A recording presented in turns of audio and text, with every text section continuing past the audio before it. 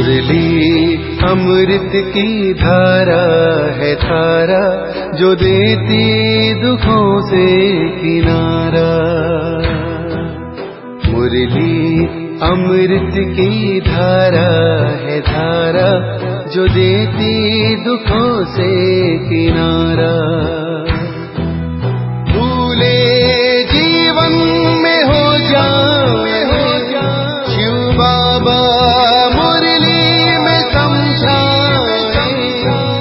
भूले जीवन में हो जाए शिव बाबा मुरली में समझा। ओम शांति। आज की तारीख है 2/2/2022 की साकार मुरली। बाबा के महावाक्य। मीठे बच्चे, तुम अभी ईश्वरीय खजाने से पल रहे हो। तुम्हारा कर्तव्य है ज्ञान का खजाना बांट कर सबका कल्याण करना। प्रश्न: माया की ग्रहचारी आने से बच्चे कौन सा वंडरफुल खेल करते हैं? उत्तर: जब ग्रहचारी आती है तो ऐसे ऊंचे ते ऊंचे बाप, टीचर और सतगुरु तीनों को ही भूल जाते हैं। वंडर है जो अच्छे अच्छे निश्चय बुद्धि बच्चे भी कहते हम नहीं मानते। आश्चर्यवंत सुनंती कथंती भगंती हो जाते हैं। आज मम्मा बाबा कहते कल गुम हो जाते, पता ही नहीं चलता। लेकिन बाबा कहे फिर भी सब आएंगे, क्योंकि सबको शरणागति तो एक बाप के पास ही मिलनी है। गीत। ओम नमो शिवाय।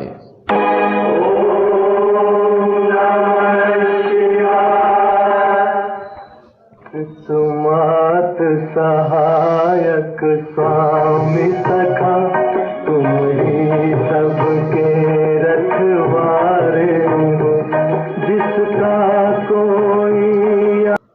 ओम शांति। यह गीत तो बच्चे समय प्रति समय सुनते भी हैं और अपने पारलौकिक परमपिता परमात्मा को याद भी करते हैं। याद हमेशा उनको किया जाता है जिससे कुछ न कुछ सुख मिलता है। बनारस में शिव के मंदिर हैं, वहाँ बहुत जाते हैं और निराकार बाप को याद करते हैं। जैसे लक्ष्मी नारायण को सब याद करते हैं, क्योंकि उनके राज्य में सुख था। तब ही राजा रानी की महिमा निकलती है। सारी दुनिया याद करती है ओ गॉड फादर। वह एक ही वर्ल्ड का फादर है और कोई तो वर्ल्ड का फादर नहीं है। वर्ल्ड का फादर है निराकार गॉड। उस एक को ही अवतार अर्थात रियनकार्नेशन भी कहते हैं। वह एक ही बाप है जिसको अपना सूक्ष्म व स्थूल शरीर है। ब्रह्मा विष्णु शंकर को भी सूक्ष्म शरीर है, उनको भी अवतार नहीं कहेंगे। अवतार अक्षर बहुत ऊंचा है। वह सबका बाप, सबको सुख देने वाला पतित पावन है। सर्व मनुष्य आत्माएं जो भी आती हैं वह पहले सतो प्रधान फिर सतो रजो तवो में आती हैं। उनको पतित दुखी होना ही है। पुनर्जन्म तो सब लेते हैं ना। ब्रह्मा को भी मनुष्य कहा जाता है। विष्णु के दो रूप लक्ष्मी नारायण को भी मनुष्य कहा जाता है, तो उन्हों को भी हम अवतार नहीं कह सकते हैं। अवतार तो सिर्फ एक ही है। बाप आते ही हैं बच्चों को वर्षा देने। आते भी तब हैं जब सारी दुनिया पतित हो जाती है। जो भी मनुष्य मात्र हैं सब गॉड फादर की रचना है। भिन्न नाम रूप से सब गॉड फादर जरूर कहते हैं। हर एक आत्मा की बुद्धि उस बाप को याद करती है। ऐसे नहीं ब्रह्मा विष्णु शंकर को याद करते हैं। ब्रह्मा विष्णु शंकर को बाप नहीं कहेंगे। बाप तो एक क्रिएटर को ही कहेंगे। जब संगम युग होता है सभी मनुष्य पतित हो जाते हैं, तब बाप अवतार लेते हैं कल्प के संगम युग पर। कलयुग को सतयुग बनाने क्रिएटर है ना, दिखाते हैं ब्रह्मा द्वारा स्थापना कराते हैं, शंकर द्वारा विनाश, विष्णु द्वारा पालना कराते हैं। आते भी हैं भारत में, शिवरात्रि भी भारत में ही मनाई जाती है, परंतु जानते नहीं कि शिव का नाम रूप देश काल क्या है। बाप कहते हैं मुझे न जान, सर्वव्यापी कह देते हैं, मेरी बहुत गुलामी कर देते हैं, जिस कारण भारतवासी बिल्कुल ही पतित हो गए हैं। जब भारत में सब पतित आत्माएं बन जाती हैं तब फिर मैं आता हूँ। कलयुग में कोई भी पुण्य आत्मा, पवित्र आत्मा नहीं हो सकती। पवित्र दुनिया में पवित्र आत्माएं रहती हैं, उसको कहा जाता है संपूर्ण निर्विकारी दुनिया। उसकी भेंट में कलयुग है विशेष दुनिया। कलयुग के अंत और सतयुग के आदि को कहा जाता है संगम। द्वापर और त्रेता को नहीं मिलाएंगे। अंत माना सारी पुरानी दुनिया का अंत और नई दुनिया का आदि। सतयुग है पावन दुनिया, फिर कलाएं कमती होती जाती हैं। सतयुग त्रेता को भी एक समान नहीं रखेंगे। बाप कहते हैं मुझे बच्चों ने नंबरवार ही पहचाना है। इस समय ही यह कहा जाता है क्योंकि माया सामने खड़ी है, घड़ी घड़ी बुला देती है। कहते हैं हम ब्रह्मा के बच्चे शिव के पोत्रे हैं, यह कहते भी भूल जाते हैं। अज्ञान में ऐसी बात कभी नहीं बोलेंगे। यहाँ सामने कह देते हैं कि हम ब्रह्मा के बच्चे नहीं हैं, एकदम भूल जाते हैं। इतना भूल जाते हैं जो फिर कभी याद भी नहीं करते हैं। यह एक बड़ा वंडर है। भारतवासी यह भी जानते हैं कि स्वर्ग बनाने वाला परमपिता परमात्मा है और नरक बनाने वाला माया रावण है। फिर दोनों ही बातें भूल जाते हैं, ना बाप को जानते ना रावण को जानते। शिव को पूजते हैं और रावण को जलाते हैं, परंतु वंडर यह है जिन्हों को पूजते हैं उनके ऑक्यूपेशन बायोग्राफी का पता नहीं, और रावण जिसको जलाते हैं उनका भी पता नहीं कि रावण क्या चीज़ है। मनुष्य मात्र यथा राजा रानी तथा प्रजा, उसमें सब आ जाते हैं, सब तुच्छ बुद्धि है। बाप समझाते हैं और जो धर्म स्थापन करने आते हैं उनको रियनकार्नेशन नहीं कहेंगे। अवतरण एक बाप का ही होता है भारत में, परंतु भारतवासी खुद ही भूल जाते हैं। भल परम पिता परमात्मा की पूजा करते हैं, परंतु वह कब आया क्या किया कुछ भी जानते नहीं। ना बाप को ना रचना के आदि मध्य अंत को जानते हैं, ना देवी देवताओं की बायोग्राफी को जानते हैं, इसलिए ही दुखी हैं। भारतवासी पहले कितने सुखी थे, बिल्कुल ही विश्व के मालिक थे। अब वह भारतवासी यह नहीं जानते कि हम सब पावन शिष्टाचारी थे, अगर थे तो कैसे मने, कुछ भी नहीं जानते। यह है वंडर। बाप कितना क्लियर कर समझाते हैं। किसको समझाएंगे? अपने बच्चों को समझाता हूँ, बच्चों के ही सामने प्रत्यक्ष होता हूँ, परंतु बच्चे भी प्रत्यक्ष हो मम्मा बाबा कहकर फिर भूल जाते हैं। यही वंडर है। अज्ञान काल में कभी बाप टीचर गुरु को भूल न सके। यहाँ यह पारलौकिक बाप जो इतना बड़ा है, जो सब दुख दूर करते हैं, उनको भूल जाते हैं। तब कहा जाता है आश्चर्यवंत सुनंती कथंती अहो मम माया, तुम कितनी प्रबल हो, बेहद बाप की मनंती। टीचर समझ उनसे पढ़ते हुए, पतित पावन सतगुरु पक्का समझते हुए फिर तीनों को ही भूल जाते हैं। एक को भूले तो तीनों को ही भूले, एक को याद करो तो तीनों ही याद पड़ेंगे, क्योंकि यह तीनों ही कंबाइंड हैं। खुद ही बाप, टीचर और सतगुरु है, सो भी एक्यूरेट है। कहते हैं मैं बाप हूँ, तुमको जरूर अपने परम धाम में ले जाऊंगा। मैं तुम्हारा शिक्षक हूँ, पढ़ाकर तुमको जरूर राजाओं का राजा बनाऊंगा। मैं सतगुरु हूँ, तुम बच्चों को नंबरवार पुरुषार्थ अनुसार सबको वापस जरूर ले जाऊंगा, यह गारंटी करते हैं। ऐसे बाप को भी चलते चलते भूल जाते हैं। माया की ग्रहचारी ऐसी है जो आज कहेंगे बाबा, कल कहेंगे हमको संशय पड़ता है।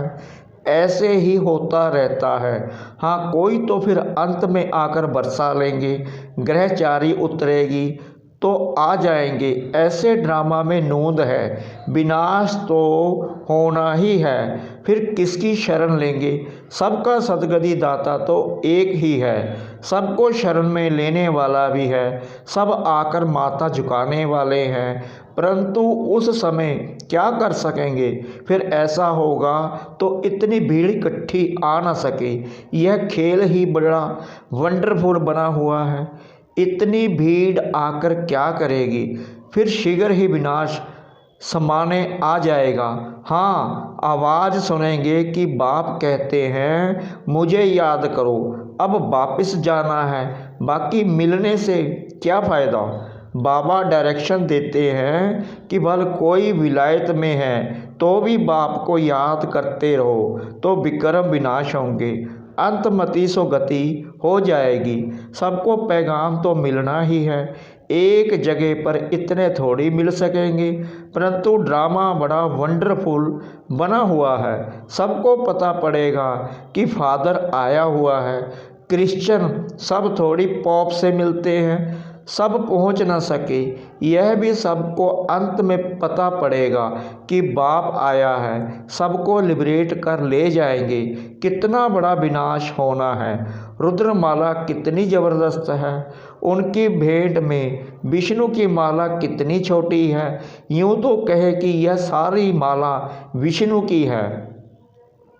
पहला पहला तो विष्णु ठहरा ना, ह्यूमैनिटी का great great grandfather Brahma ही ठहरा।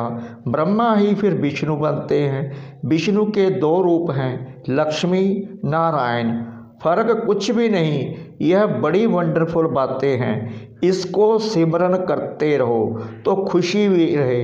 बाबा ने समझाया है रीइंकार्नेशन सिर्फ एक को ही कहा जाता है, क्योंकि उनको अपना शरीर नहीं है और सबको अपना अपना शरीर है। बाबा को तो शरीर का लोन लेना पड़े, औरों को तो अपना अपना शरीर है। लोन लेने वाली चीज़ दूसरे की होती है। कोई भी आत्मा थोड़ी कहेगी हम लोन लेते हैं, आत्मा तो कहती है मेरा शरीर है। शिव बाबा तो कह ना सके कि यह मेरा शरीर है। वह सिर्फ आधार लेते हैं, बच्चों को नॉलेज देने और योग सिखलाने। बच्चे भी जानते हैं कि बाबा ने आधार लिया है, फिर भी घड़ी घड़ी भूल जाते हैं।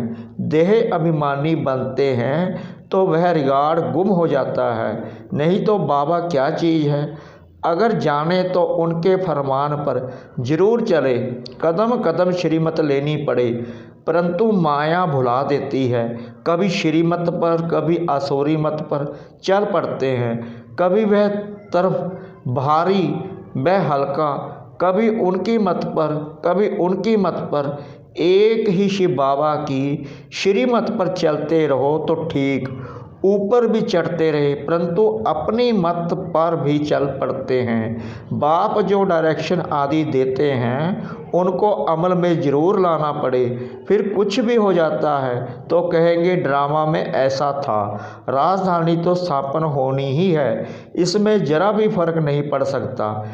मिलने लिए तो बहुत आते हैं, फिर घर गए तो खलास। पूरे निश्चय से थोड़ी आते हैं। कोई को 5% निश्चय है तो कोई को 15%। अज्ञान काल में जब पता लग जाता है यह मेरा चाचा है, मामा है, तो फिर संशय थोड़ी पड़ता है।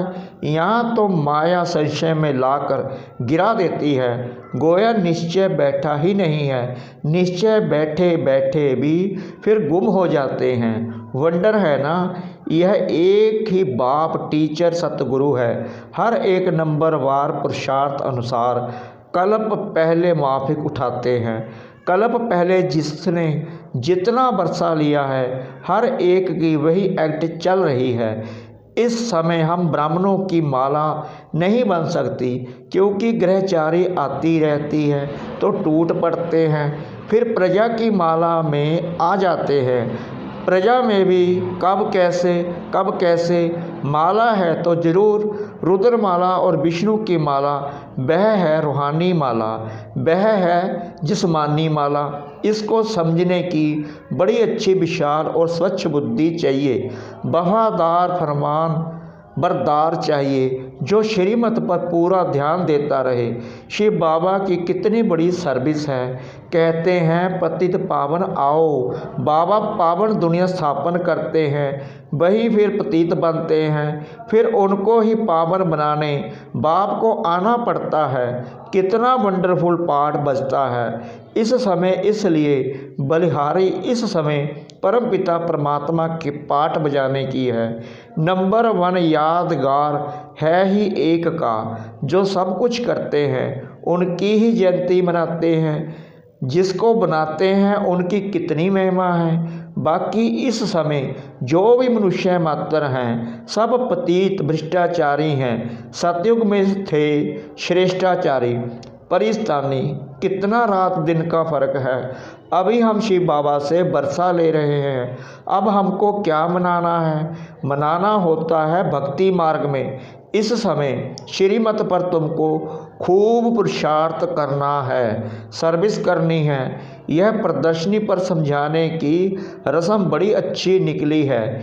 ईश्वरीय सर्विस पर बच्चों को पूरा ध्यान देना है। जो ईश्वरीय खजाने से पलते हैं उनको तो पूरी सर्विस करनी है, जो जल्दी जल्दी मनुष्यों का कल्याण हो जाए।